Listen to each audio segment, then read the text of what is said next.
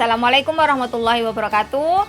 Kami calon guru penggerak angkatan 11 Kabupaten Pacitan akan melakukan demonstrasi kontekstual modul 2.3 coaching dalam supervisi akademik terdiri dari pengamat atau observer, coach, dan juga coachee bersama saya Irnawati dari SMK Ma'arif Sudimoro.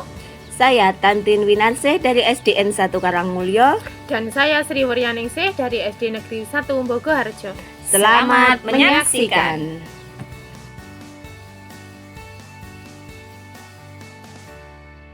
Assalamualaikum warahmatullahi wabarakatuh, Bu Tantin. Waalaikumsalam warahmatullahi wabarakatuh, Bu Irna.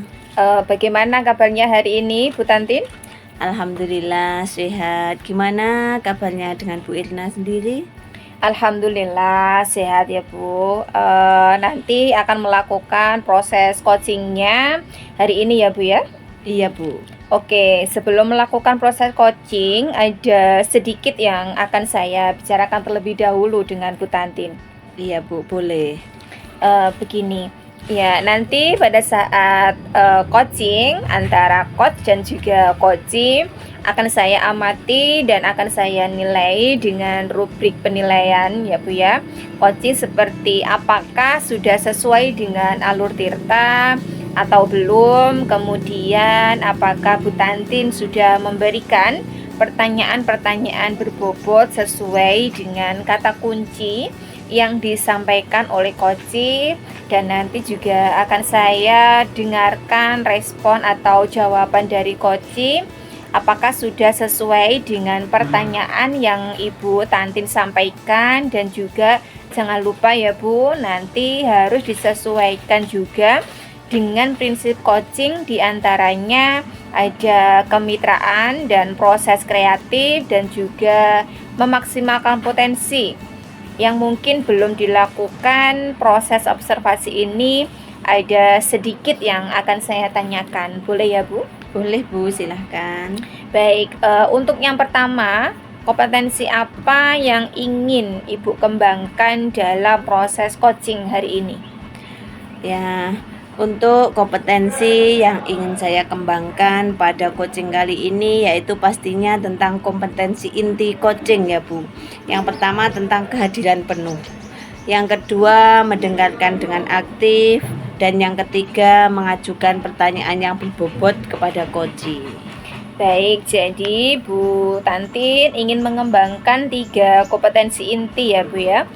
Mendengarkan aktif, satu lagi mengajukan pertanyaan-pertanyaan yang berbobot. Di antara dari ketiganya, kira-kira mana yang lebih spesifik yang Ibu ingin kembangkan dari yang kita lakukan dalam observasi kali ini? Ya, yang lebih spesifik yang ingin saya kembangkan yaitu mendengarkan dengan aktif Bu. Kemudian mengajukan pertanyaan yang berbobot pada saat coachingnya nanti. Baik, jadi ada 2 ya Bu yang akan Ibu kembangkan. Yang lebih spesifik yaitu pertama mendengarkan aktif dan mengajukan pertanyaan-pertanyaan yang berbobot. Nah, kira-kira Bu, indikator ketercapaiannya nanti apa ya? Ya, untuk indikator ketercapaian yang ingin saya dapatkan dari coaching yang akan saya lakukan adalah saya ingin coachee itu bisa mendapatkan solusi dari permasalahannya, sehingga coachee tersebut dapat tahu cara-cara menyelesaikan permasalahannya dan juga langkahnya bagaimana. Baik, jadi Bu Tantin, indikator ketercapaiannya tadi pada saat coachee sudah menemukan sendiri solusi atas permasalahannya, begitu ya Bu? Iya Bu. Baik Bu, terima kasih atas jawabannya. Silahkan Ibu melakukan proses coaching dengan coachee dengan sebaik-baiknya, dan nanti setelah proses coaching itu selesai, kita akan mengobrol lagi. Iya Bu. Silahkan Bu Tantin melaksanakan kegiatan proses coachingnya. Ya, terima kasih Bu. Ya, sama-sama Bu. Assalamualaikum Bu Yani, gimana kabarnya hari ini? Alhamdulillah. Waalaikumsalam warahmatullahi wabarakatuh. Alhamdulillah kabar baik Bu Tantin. Bagaimana kabarnya Bu Tantin? Alhamdulillah baik Bu. Saya dengar Bu Yani tadi mau menyampaikan sesuatu. Apa yang ingin Ibu sampaikan? Gini ya Bu Tantin, ini boleh ya Bu minta waktunya Bu Tantin sebentar, 15-20 menit ke depan? Iya boleh Bu. Oke. Gini Bu Tantin, di sekolah saya ini saya melihat siswa yang ada di sekolah saya ini kurang antusias, kurang semangat, tidak mempunyai motivasi ya, bahkan juga sudah ada yang mengatakan dia bosan di dalam melaksanakan pembelajaran di sekolah. Karena apa? Setelah saya tanya, anak-anak itu merasa bosan karena gurunya itu ketika mengajarkan mereka itu hanya secara monoton, menggunakan metode yang masih lama. Sedangkan kalau kita lihat di era sekarang ini sudah banyak sekali metode-metode yang cukup bervariasi di dalam mengajar anak. Saya tanya ke anak, nah emangnya Pak Guru ataupun Bu Guru kalian kalau di sekolah ngajarnya pakai metode apa? Mereka menjawab hanya menggunakan metode ceramah, sehingga mereka dengan selalu mendengar itu juga mereka akan bosan. Selain hanya ceramah, guru tersebut hanya memberikan sebuah tulisan-tulisan rangkuman di papan tulis. Nah, dengan nuansa seperti itu, anak-anak juga merasakan kebosanan. Oh baik Bu, berarti di sekolah Bu Yani tadi masih banyak guru-guru yang menggunakan pembelajaran yang kurang bervariatif gitu ya Bu? Ya, betul sekali Bu Tantin. Pembelajaran dengan metode ceramah, kemudian menulis, dirasa juga kurang efektif juga Bu Tantin. Karena anak zaman sekarang itu juga eranya di serba IT, jadi sebisa mungkin saya itu menginginkan adanya suatu perubahan. Jadi ketika kita mengajarkan anak, jangan hanya menggunakan metode ceramah, kita bisa menggunakan sarana prasarana yang ada di sekolah tersebut, mulai dari medianya, metodenya, dan lain sebagainya. Kita juga bisa menggunakan IT, misalkan kita memasukkan suatu game ke dalam sebuah pembelajaran. Misalkan ketika anak-anak itu kita mengajarkan di kelas materi tertentu, kita juga masukkan metode kuisis ataupun lain sebagainya, sehingga anak-anak itu merasa tertantang. Mereka tidak hanya mendengarkan, sehingga anak juga lebih aktif gitu Bu Tantin. Oh, jadi Bu Yani ingin adanya perubahan pada rekan Ibu untuk merubah cara mengajarnya gitu Bu? Iya, betul sekali Bu. Sehingga dengan adanya perubahan itu, saya menginginkan anak itu menjadi lebih antusias dan bersemangat di dalam mengikuti pembelajaran. Nah Bu Yani, perubahan yang seperti apa yang Ibu Yani harapkan dari rekan-rekan Ibu? Perubahan yang saya ingin harapkan ini seperti penggunaan metode di dalam proses pembelajaran Bu Tantin. Jadi para rekan guru di sekolah itu bisa menggunakan metode yang bervariasi juga, kemudian memanfaatkan media sarana yang ada di lingkungan sekolah, sehingga mereka dapat dengan memanfaatkan sarana prasarana yang ada di lingkungan sekolah secara maksimal, mungkin juga dapat menunjang di dalam proses pembelajaran mereka. Jadi misalkan suatu ketika anak-anak bisa diajak outing kelas, keluar kelas, jadi bisa belajar dengan alam dan lain sebagainya Bu. Berarti itu pembelajaran yang bervariatif ya Bu. Nah, pembelajaran yang bervariatif itu kalau dibilang kan idealnya di level 10. Ya. Nah, kira-kira untuk di sekolah Ibu itu levelnya untuk saat ini sampai di mana Bu? Untuk sementara berdasarkan yang saya rasakan, saya amati, ini di sekolah saya ini masih di level 6. Oh, ya. Karena apa? Bisa saya mengatakan di level 6 Bu, karena apa ya, melihat dari cara para guru-guru itu mengajar itu masih kebanyakan menggunakan metode ceramah.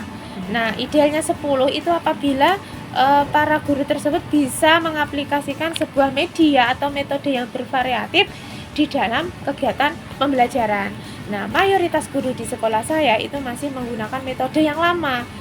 salah satu diantaranya yaitu metode ceramah, sehingga saya bisa mengambil kesimpulan bahwa masih berada di taraf level 6 Bu Tantin.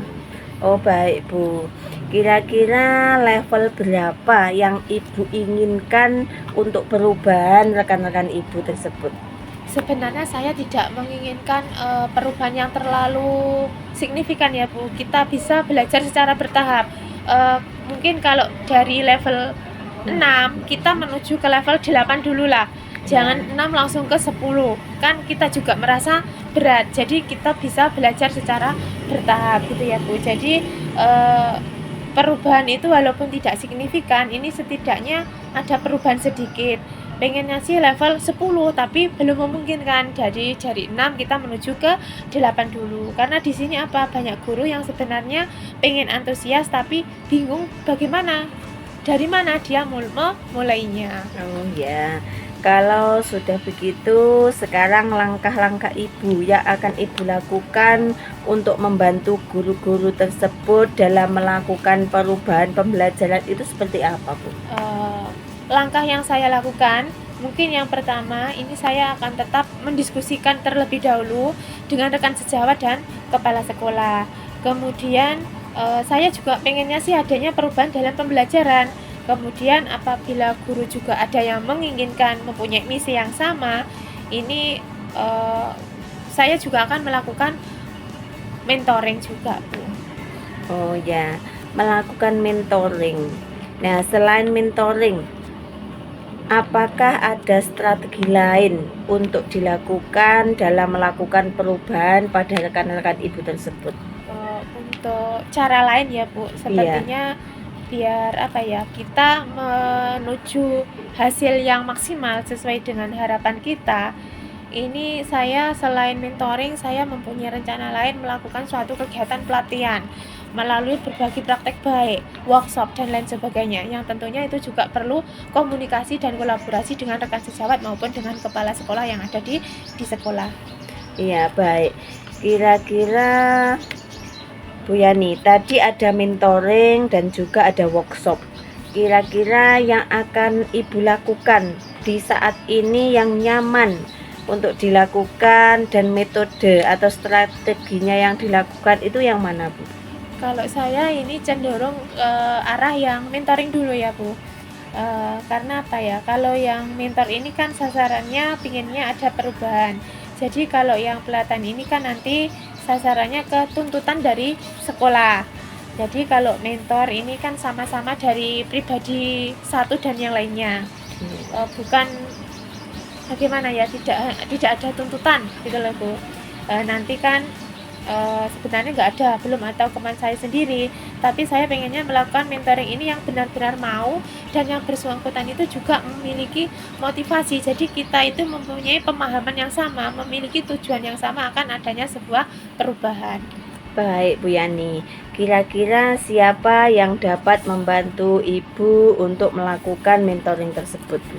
Kebetulan di sekolah saya ini ada salah satu rekan kerja yang selalu siap terus bisa untuk saya ajak berkolaborasi. Kemudian dia juga kebetulan juga ahli IT sehingga bisa membantu saya dan menyamakan konsep ya dengan rekan saya itu, karena misi kita juga sama, ingin melakukan suatu perubahan.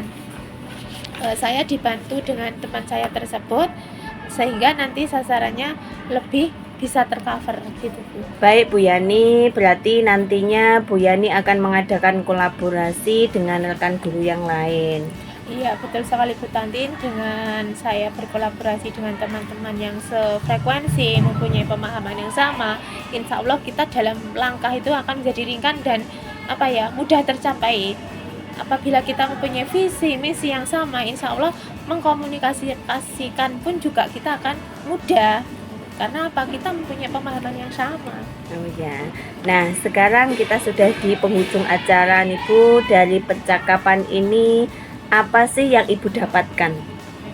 Setelah saya melakukan percakapan kucing terhadap Bu Tantin hari ini ya, saya ada sedikit gambaran ya Bu ya, tentang bagaimana cara saya di dalam memberikan suatu perubahan, langkah apa yang saya ambil di sekolah khususnya ya, kemudian dampak dari perubahan yang saya ambil ini kepada rekan-rekan saya untuk memberikan perubahan dalam penyampaian materi utamanya terhadap siswa, sehingga mungkin ya nantinya saya itu ya dengan cara mentoring guru itu saat ini juga bisa dilakukan dengan cara mentoring.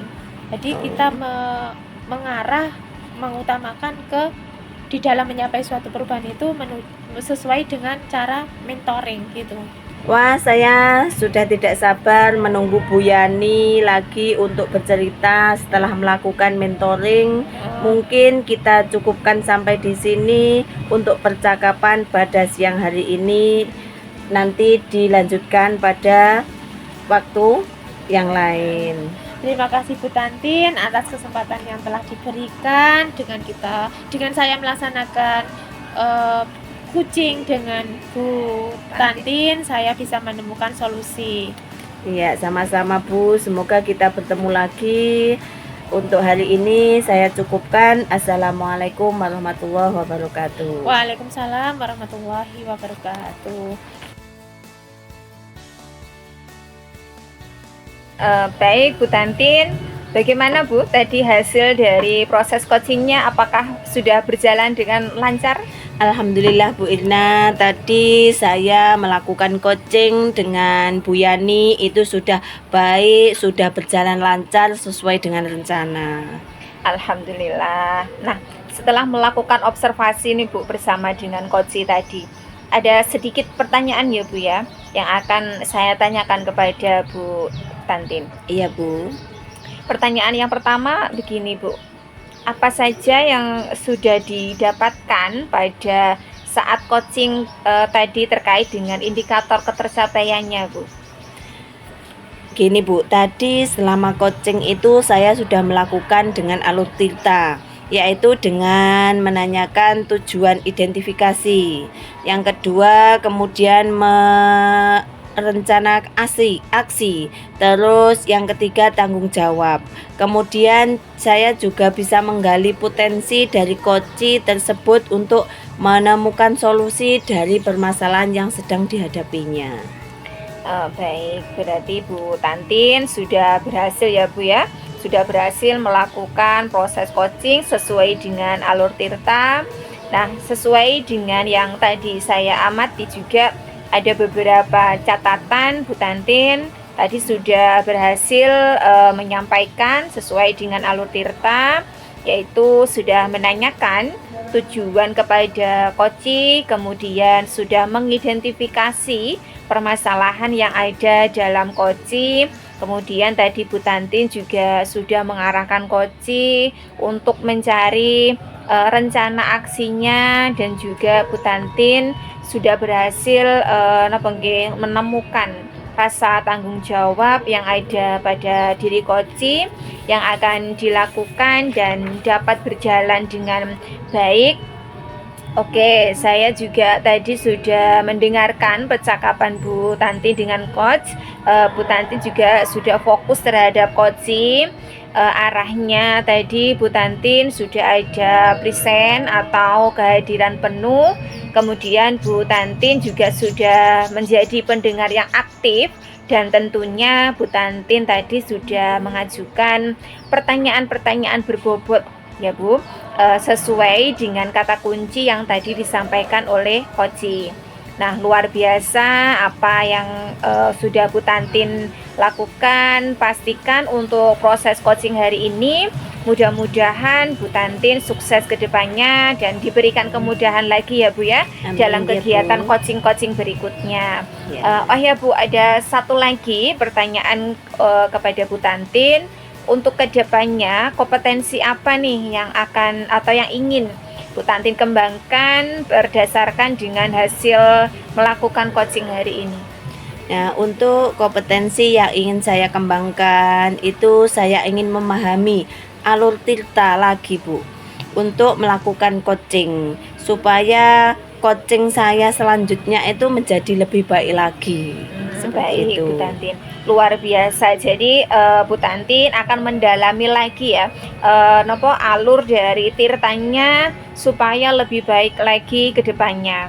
Terima kasih sudah melakukan sesi tanya jawab, sudah melakukan observasi menggunakan proses coaching dengan alur Tirta sampai akhirnya saya akhiri sampai di sini. Terima kasih atas kesempatannya. Wassalamualaikum warahmatullahi wabarakatuh. Waalaikumsalam warahmatullahi wabarakatuh.